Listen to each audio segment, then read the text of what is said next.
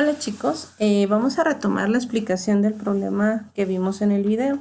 Ya ustedes deben de tener calculada lo que es la absorbancia a 430 y a 570 de la mezcla, ¿verdad? En la diapositiva ustedes pueden ver los resultados y espero que coincida con el que ustedes calcularon, ya que ustedes siempre lo hacen todo muy bien y con mucho detalle, mucho cuidado. Bueno, en esta tablita nosotros podemos ver que la concentración del indicador total, la que está aquí en M, va cambiando, ¿verdad? Y obviamente al no estar tamponada esta concentración, pues este indicador se va a ir disociando en sus dos especies absorbentes y la absorbancia a 430 y a 570 pues se calculó a partir de esas concentraciones. Esta tablita se explica mejor en esta gráfica. Como ustedes pueden ver, en el eje de las X, la variable explicativa o la variable independiente es la concentración del indicador en moles por 10 a la menos 5, la concentración, ¿verdad? Y en el eje de las Y, la variable dependiente o la variable respuesta, nosotros tenemos lo que es la absorbancia de esta mezcla en cada una de las concentraciones a dos longitudes de onda diferentes, a 430 y a 570. Ustedes pueden observar cómo ninguna de las líneas se ajusta a la linearidad, es decir, a la ley de Beer, perdón, a la ecuación de la ley de Beer. Entonces tenemos aquí una desviación importante. Entonces, esto demuestra que una de las desviaciones químicas de la ley de Beer es esta, ¿verdad? Cuando tenemos una solución que al no estar, una especie absorbente que al no estar tamponada se puede disociar en dos especies absorbentes diferentes, siendo el mismo compuesto, ¿verdad? Simplemente está conjugado y sin conjugar. Bueno, otras desviaciones instrumentales, otro tipo de desviaciones de la ley de Beer son las que tienen un origen en el instrumento. Esas son un poquito más difíciles, no, más fáciles de controlar porque uno cuando escoge un instrumento, uno ya entiende qué tipo de desviaciones puede llegar a tener ese instrumento. En este caso, hay una que se denomina la radiación policromática. Acuérdense que para que la ley de Beer se cumpla, esta tiene que tener una radiación monocromática, es decir, la ley de Beer se cumple para una longitud de onda dada. Si nosotros tenemos más de una longitud de onda que deja pasar el selector de longitud de onda, entonces yo tengo radiación parásita que me va a estar metiendo ruido al momento de estar haciendo mi medición. Dice aquí en la diapositiva, estas no son apreciables con tal de que la radiación utilizada no abarque una región del espectro en la cual el absorbente muestre cambios grandes en la absorción en función de la longitud de onda. Es decir, si deja pasar radiación policromática en otra región que no corresponde a la de nuestro interés, no va a haber mucho problema, pero si la deja pasar en la región en la que estamos trabajando, ahí sí, chicos, vamos a tener una desviación importante en el instrumento. Obviamente, como les mencionaba, esto es la radiación parásita. Dice, la radiación que emerge del monocromador suele estar contaminada con pequeñas cantidades de radiación dispersada o parásita, la cual alcanza la rendija de salida como resultado de dispersiones y reflexiones en superficies internas. Todos estos procesos ocurren dentro del selector de longitud de onda, en la parte óptica del equipo. Entonces tengo ahí que la absorbancia debida a la longitud, a la radiación parásita, perdón, va a ser igual al logaritmo de la suma de la potencia incidente más la potencia de la radiación parásita entre la potencia resultante más la potencia parásita, ¿sí? Resultante de los procesos de la emisión de radiación parásita. Entonces, ahí tenemos en esta gráfica donde tenemos una desviación aparente de la ley de Beer ocasionada por diferentes cantidades de radiación parásita. Si ustedes se fijan, entre mayor es la proporción de radiación parásita, más importante es la desviación de la ley de Beer. Entonces, obviamente, un equipo más barato va a tener mayor desviación de la ley de Beer, pero si ustedes se fijan, si ustedes conocen su equipo, pueden estar trabajando en una región donde ustedes saben que la concentración, la relación entre la concentración y la absorbancia no va a tener una desviación tan importante debido a este fenómeno. También aquí hay que notar que entre mayor es la concentración, mayor es la absorbancia y por lo tanto es mayor la radiación parásita. Entonces aquí hay que tener cuidado, hay que considerarlo, ¿sale? ¿Qué otras desviaciones instrumentales podemos tener? Bueno, en este caso, cuando se tienen desviaciones instrumentales, aquí las mediciones van a tener un error siempre negativo de la absorbancia. Si se fijan en la gráfica anterior, siempre vamos a tener pendientes caídas. Si yo estoy haciendo una curva de calibración, yo voy a tener una pendiente caída. Entonces, cuando yo veo una gráfica con una pendiente caída, yo debo de pensar que uno de los posibles errores que estoy cometiendo es una desviación debida al instrumento. Bueno, ¿qué otros tipos de errores hay? Pues tenemos el efecto del ruido instrumental en los análisis, que cada medida analítica va a constar de dos componentes, lo que mencionábamos anteriormente.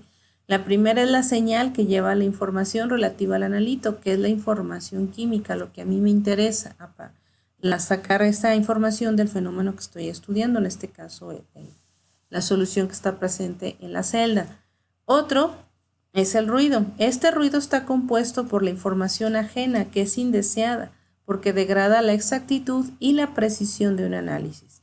Y además establece un límite inferior en la cantidad de analito que se puede detectar, ya que si mi analito está generando una señal analítica muy bajita, al yo tener ruido importante, el ruido va a tapar la señal analítica y ya no voy a ver la concentración de mi analito, voy a ver simplemente ruido. Entonces, la relación señal-ruido es un parámetro de calidad mucho más útil que el ruido solo para describir la calidad de un método analítico o el funcionamiento de un instrumento. Cuando ustedes compren un equipo o sean parte de la decisión de compra de un equipo, tienen que checar la relación señal-ruido. Aquí se busca que esta señal-ruido sea muy baja, ¿sale? ¿Cuáles son otras posibles fuentes de ruido instrumental? El ruido químico, el ruido químico ya lo mencionamos con las desviaciones químicas de la ley de Beer. En este caso estamos hablando del ruido instrumental, me disculpo, me distraje. Entonces, en el caso del ruido instrumental tenemos ruido térmico o ruido de Johnson, el ruido de disparo, el ruido de parpadeo y el ruido ambiental. Cada uno de estos tipos de ruido me va a dar o se va a caracterizar por una ecuación y por una fuente característica. Y también es importante conocer en qué casos esto es importante y en qué se puede dejar de lado. Por ejemplo, en el caso 1 tenemos que la señal va a ser igual a una constante. En este caso, la resolución de la lectura limitada va a ser la fuente característica de este tipo de ruido. ¿Dónde va a ser importante esta desviación? En fotómetros baratos, en un espectrofotómetro con escalas de medida de transmitancia pequeñas, en un espectrofotómetro y en un fotómetro IR o IR cercano. También se le conoce como el ruido de Johnson del detector térmico. Aquí en este caso también voy a tener un ruido de este tipo. Entonces, en el caso número 2, tengo que la señal del ruido va a ser igual a una constante y la raíz cuadrada del tiempo al cuadrado más t. Si se fijan, aquí ya tenemos otra variable que es el tiempo. En este caso, una fuente característica de este caso es el ruido de disparo del detector de fotones y es probablemente importante en un espectrofotómetro UV visible de alta calidad. En el caso 3, yo tengo que la señal del ruido va a ser igual a una constante por el tiempo. Aquí una fuente característica es la incertidumbre en la posición de la cubeta y en el parpadeo de la fuente. Esto es importante en espectrofotómetros UV visible e infrarrojo de alta calidad y fotómetros y espectrofotómetros baratos, ¿vale? Y sobre todo el parpadeo de la fuente. Aquí en este caso 3 también es importante tener una fuente regulada en nuestros equipos para evitar el parpadeo de la fuente, que no sea por una variación eléctrica del sistema eléctrico. Entonces tenemos aquí el efecto de la anchura de la rendija en las medidas de absorbancia. Acuérdense que la anchura de la rendija es la del selector de longitud de onda. Tenemos que las medidas cuantitativas de bandas de absorción estrechas requieren el uso de anchuras de rejilla estrechas o alternativamente ajustes de anchura de rendija muy reproducibles. Desde el punto de vista práctico, es aconsejable no estrechar la rendija más de lo que sería necesario para el espectro. Dice, cuando las medidas se realizan a las longitudes de onda extremas de un instrumento, los efectos de radiación parásita pueden ser incluso más serios y en ocasiones pueden llevar a la aparición de falsos picos de absorción. Entonces, aquí es importante que en el equipo no se trabaje a longitudes muy extremas de trabajo porque vamos a tener esta desviación de la ley de Beer. Bueno, las limitaciones de la ley de Beer ya habíamos dicho que son desviaciones del coeficiente de absortividad a altas concentraciones por interacciones electrostáticas, lo que es la reflexión por partículas suspendidas, lo que es la fluorescencia o fosforescencia de la muestra y cambios en el índice de refracción a altas concentraciones, cambios en el equilibrio químico por alta concentración y la radiación no monocromática. Esta es una especie de resumen de lo que hemos visto hasta ahorita. Obviamente faltan lo que son las desviaciones debidas a los instrumentos. Tenemos lo que son la radiación monocromática. Esta imagen está padre porque aquí podemos entender los efectos o más bien la importancia que tiene estar trabajando a una sola longitud de onda. Porque si ustedes se fijan, aquí yo tengo una banda de absorción y otra banda de absorción. Al momento de graficar si mi longitud de onda no es monocromática, yo voy a tener la banda A y la banda B, entonces mi gráfica va a ser la sumatoria de estos dos, ¿verdad? Entonces va a estar caída la pendiente. Entonces, cuando ustedes vean una curva de calibración con una pendiente caída o una desviación de la linearidad, probablemente es que el equipo no está teniendo una radiación monocromática, que eso es poco probable que ocurra. Regularmente los equipos más nuevos están muy bien controlados esa parte. Bueno, este es un repaso de lo que es la instrumentación UV visible, infrarrojo cercano. Ya lo vimos de manera general la instrumentación ahí en clases, pero vamos a dar un repaso, pero específicamente ahora con los equipos de UV visible e infrarrojo cercano. Tenemos primeramente las fuentes, los selectores de longitud de onda, los recipientes para la muestra, los detectores de radiación y los procesadores de señal, los dispositivos de lectura. Y obviamente en la actualidad se cuenta con más de 100 modelos de equipos, ¿sí? Cada marca genera una innovación diferente, cada año se está buscando hacer innovación y a veces esa innovación es simplemente un cambio en el diseño del equipo. Esto para facilitar el trabajo, para aumentar la precisión, para aumentar la exactitud, para disminuir errores instrumentales, ¿ok? Entonces, esto es importante porque si ustedes un día van a estar a cargo de un laboratorio, pues van a hacer una compra o van a elegir uno de sus equipos, pues van a tener que saber en qué fijarse, ¿no? ¿Qué criterios van a utilizar para decidir si comprar un equipo u otro? No necesariamente el costo, ¿verdad? Tiene que ser costo y el objetivo a lo que ustedes están buscando.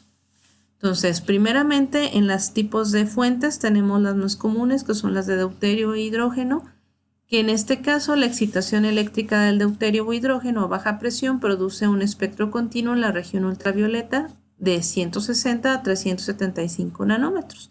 Estas fuentes se utilizan en equipos que trabajan principalmente en ultravioleta, ¿ok? No sé si recuerden en el laboratorio uno de los equipos que está hasta el fondo, que está nada más para verlo, uno que está en el cuartito, ahí tienen dos lámparas, uno prendía la de infrarrojo, la de ultravioleta y la de visible. La de ultravioleta era una lámpara de este tipo de deuterio, ¿sale? Entonces tenemos aquí otras también que son muy comunes en la región del infrarrojo cercano y del visible, perdón. Tenemos lo que es la lámpara de filamento de wolframio. Tenemos que la distribución, bueno, estas lámparas de filamento trabajan de 350 a 250 nanómetros, los cuales es muy bueno. Si ustedes tienen un equipo con una lámpara de deuterio y una de filamento de wolframio, pues iban a poder trabajar en una región muy importante del ultravioleta que tenemos acceso, al UV y del infrarrojo cercano. Entonces ya tienen un equipo pues muy práctico. Dice, la distribución de energía de esta fuente se aproxima a la del cuerpo negro y depende de la temperatura. Acuérdense que la acción del cuerpo negro es un espectro continuo, ¿ok? Las lámparas de wolframio halógeno contienen una pequeña cantidad de yodo en la envoltura de cuarzo que rodea al filamento de wolframio. Su tiempo de vida media es más del doble que las lámparas normales, las que se usaban en ese tiempo. Son más eficaces y extienden el intervalo de señal de salida hasta bien entrada a la región ultravioleta y son muy usadas. Hay otras lámparas que son las lámparas de arco de xenón, las que se usaron algún tiempo en los autos.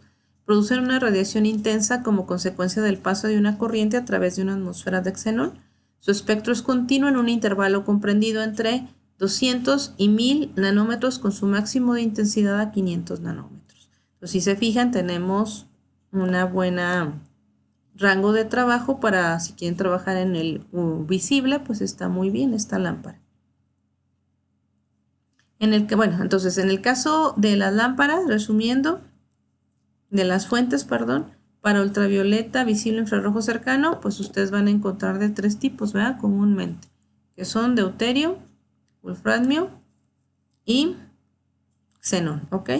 También en la actualidad los equipos más nuevos ya traen otro tipo de lámparas, ya lo habíamos platicado, ¿se acuerdan? Ya traen láser, ya traen fibra óptica, entonces ya los equipos más nuevos ya traen otro tipo de lámparas. Entonces tenemos aquí recipientes para la muestra. Esto sí no cambia mucho porque tiene que ver con el material. Acuérdense que la celda debe de ser de un material que sea transparente en la región de trabajo en la cual yo voy a estar midiendo mis muestras. En este caso, si yo tengo en el ultravioleta, yo tengo que trabajar celdas de cuarzo o sílice fundida. Si yo trabajo en el visible, puedo usar vidrio silicatado o plástico. Pero si yo estoy trabajando en el ultravioleta y meto una de vidrio, yo no voy a estar leyendo más que la absorbancia de mi celda, ¿ok? Entonces ahí hay que tener mucho cuidado en el tipo de material que está hecha la celda. Ese es un error bien común de un químico inexperto o un químico que no está poniendo atención a lo que está midiendo, ¿verdad? Le hablan al técnico, oiga, es que el equipo ya falló porque es que no está dando las absorbancias. Y ya llega el técnico. Pues que de qué es su celda, pues de plástico y está midiendo el ultravioleta, pues no, ¿sale? Entonces ahí hay que tener mucho cuidado, ¿ok? Bueno, de tarea, esa tarea me la tienen que subir ahí a la plataforma, ahorita les habilito la asignación. De tarea hay que traer los detectores de radiación, bueno, no traer, subir, los procesadores de señal y los dispositivos de lectura, ¿ok? Aquí tenemos un esquemita muy padre donde se resume pues lo que ya habíamos visto con anterioridad. Esto sí lo vimos en clase, nada más que vimos el diseño en general. Este es nada más visible. Tenemos ahí, cuando tenemos de AA, una celda de referencia, una celda de muestra. Aquí tenemos uno de AA, donde tenemos un espejo cortador que manda al mismo tiempo la señal a la celda de referencia y al de la muestra, y tenemos dos fotodetectores, ¿verdad? En este caso, en el diseño de arriba, nada más tenemos un solo fotodetector. En este otro tenemos otro diseño, es lo que les decía, realmente las innovaciones son cambios en los diseños, ¿verdad? De los equipos. Tenemos aquí la fuente, el filtro monocromador, tenemos un espejo. El espejo me va a ir cambiando, me va a cortar, este es el espejo cortador, me va a cortar la luz hacia casi la muestra o hacia la referencia. Y aquí tengo otro espejo en res que me va a estar dejando pasar ya sea la señal de la referencia o de la muestra al fotodetector y posteriormente al amplificador y el sistema de lectura. Aquí si se fijan tenemos un espectógrafo, aquí tenemos la fuente, tenemos el diafragma, la lente, todo esto es el sistema óptico, llega a la muestra y aquí llega en el espectógrafo, me va a separar las longitudes de onda que a mí me interesa, ¿ok?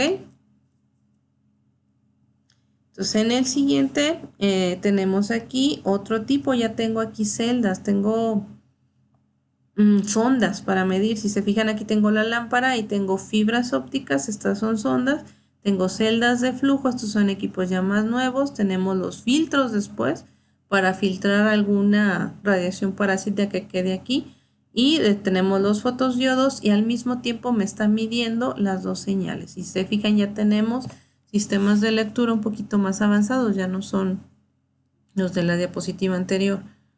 Y pues obviamente en la actualidad pues ya está gráfica, ¿no? Hacen con sistemas completamente digitales, conectadas a una computadora. Entonces tenemos aquí otro, donde tengo dos celdas. En la parte de arriba tenemos la lámpara, los lentes, tengo el filtro, el diafragma y las dos celdas, los lentes y el fotodiodo, ¿verdad? Tenemos diferentes diseños. En este equipo, en esta imagen, si ustedes se fijan, es el diseño que estaba antes, el de una sonda. Y aquí el equipo simplemente metemos nosotros nuestra sonda y simplemente tenemos la lámpara de tungsteno y el amplificador de fotodiodo detector están en la misma altura. Tenemos la fibra óptica, aquí viaja la señal, interactúa con el sistema, hace las mediciones, en el espejo lo refleja y me manda la señal aquí. Y ya tengo aquí el sistema de lectura. Son diferentes diseños. Estos, por ejemplo, para muestras en campo son buenísimos. Entonces ya por último, en la última diapositiva tenemos un diseño de un equipo viejito como el que estaba ahí anteriormente. ¿Se acuerdan? Uno que está tan desuso que uno puede abrir. Tenemos aquí el equipo, está el monocromador, aquí está la fuente, tenemos todo el camino óptico, si se fijan. Acá está, todo esto es camino óptico y hasta aquí llega, interactúa con la celda y llega aquí al fotomultiplicador, que es el detector. Si se fijan, ocupaban mucho espacio los equipos más viejitos. Los equipos nuevos están cada vez más pequeñitos. Ahorran espacio en el sistema óptico y a veces ya traen la ventaja de traer un láser, que el láser no necesita un monocromador, sino simplemente el mismo láser o bien un sistema LED. El LED ya está emitiendo la fuente en línea, ya no es tanto una fuente continua, sino ya es capaz de emitir las líneas que corresponden a ciertas longitudes de onda y eso nos quita mucho espacio en el diseño de los equipos. Entonces, por el día de hoy, bueno, por esta sesión sería todo de mi parte. Les mando un saludo, espero que ustedes estén bien, al igual que toda su familia, y nos vemos pronto. Cuídense, bye.